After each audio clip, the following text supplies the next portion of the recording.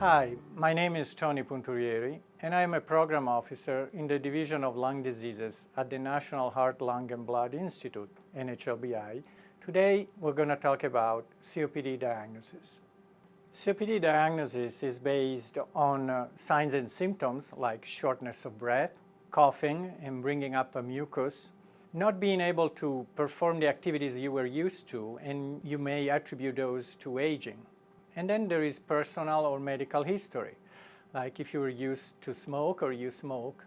But we have to remember that up to 25% of people diagnosed with COPD actually never smoked. And so we need to consider other exposures like work-related exposures, dusts and fumes, or air pollution, or for example, the fact that we are coming from a family that carries a genetic disease called alpha-1 antitrypsin deficiency. The main diagnostic test for COPD is called spirometry. Spirometry is a lung function test that assesses how much air goes in and out of your lungs and how fast it does so. You should ask your healthcare provider to test you with spirometry if you are over 40 and you're a smoker or an ex-smoker, if you are out of breath, or if you cough very frequently, bringing up a lot of mucus. In general, if you have concerns for your lung health, or if you are already diagnosed with a lung disease. Spirometry is a very sensitive test and can catch a lung disease at its very early stages.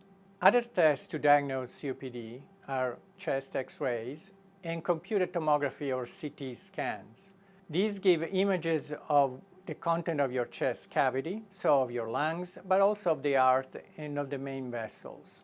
Another test takes a sample from your blood and measures how much oxygen is contained in your blood. This can help your healthcare provider to assess if you need additional oxygen supplementation. At NHLBI, we are currently working on other ways to diagnose and improve treatment of COPD.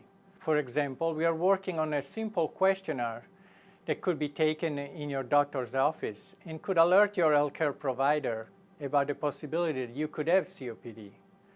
Another line of research is testing if an analysis of the blood could tell your healthcare provider about a lung disease that you may have.